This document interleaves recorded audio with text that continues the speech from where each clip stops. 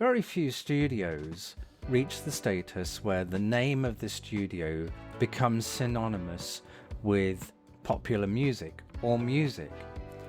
One studio in particular has reached such a status that it's become synonymous with the Beatles, and in fact became the name of one of their album covers, or albums I should say. One studio that I'm talking about, of course, is Abbey Road. Now, Abbey Road Studios has been going for a millennia. Well, not quite that long, but it's been going since the beginning of popular music, and the Beatles were one of the first sort of big bands that were used that and made Abbey Road the famous studio that it is today, and has been used an inordinate amount of times by the biggest bands in the world and some of the smallest as well, because you don't have to be one of the biggest bands in the world to use Abbey Road, you just have to be able to afford it. Now, I've had the pleasure just on one occasion to work there. It was for a producer friend of mine who was actually opening a studio and working on a studio with someone else in another location just outside of Notting Hill, and they'd just bought this stupid SSL desk that was just an old sort of antique but working, and it was one of the few remaining SSL desks that was sort of from the original sort of era of just where SSL desks became the thing to use in certainly in the sort of 80s, where they became hugely popular. We're there fiddling with this SSL desk, getting it to work, and then we did some we then did some work in Abbey Road.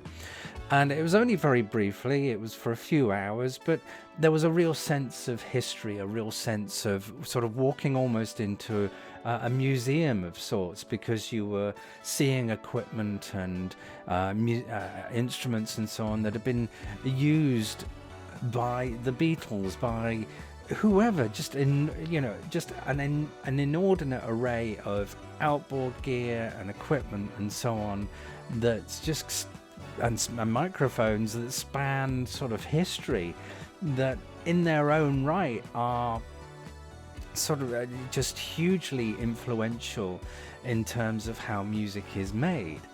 So to see and to work partly with some of this gear was a real privilege. And one of the times when I was there, I thought it would be wonderful to own a piece of this history, and I didn't think it would ever happen until today, when I received my own piece of Abbey Road history. Now, to give you an idea, Abbey Road and every studio that's been going for a long time tend to have refits. They'll refit sort of some of the aspects of the mixing desk, or some of the outboard gear, or some of the looms, or whatever. These things wear because these are really popular studios. They get a lot of wear and tear. And one of the things that gets used an awful lot from being plugged in and plugged out an awful lot are what called XLR. Now, XLR connectors, this is an XLR cable if I can show you, allow an instrument, microphone or whatever to connect to either a bit of outboard gear that's then being plugged into the mixing desk, or straight into the mixing desk some cases. It varies, but you tend to use XLR cables for those, male and female.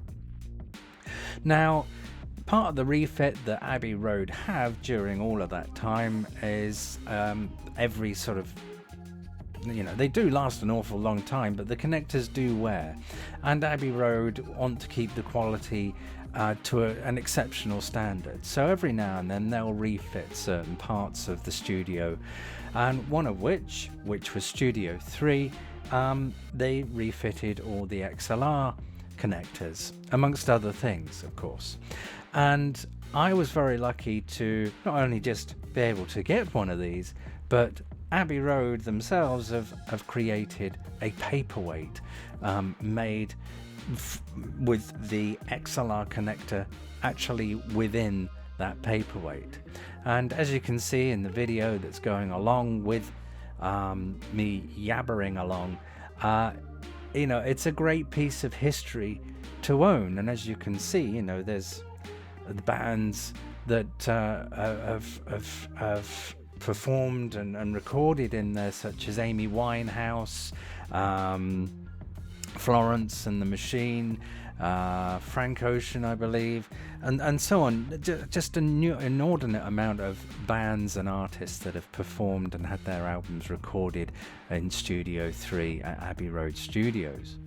So I think it's just an incredible thing to own, to actually finally own a piece of history of an iconic studio complex, because it's not just the one studio at Abbey Road, of course, it's a whole complex of studios, but to actually own part of that is really great. And I just thought I would share that with you and show you some of it as well, of the paperweight that I received and the accompanying material that it comes with.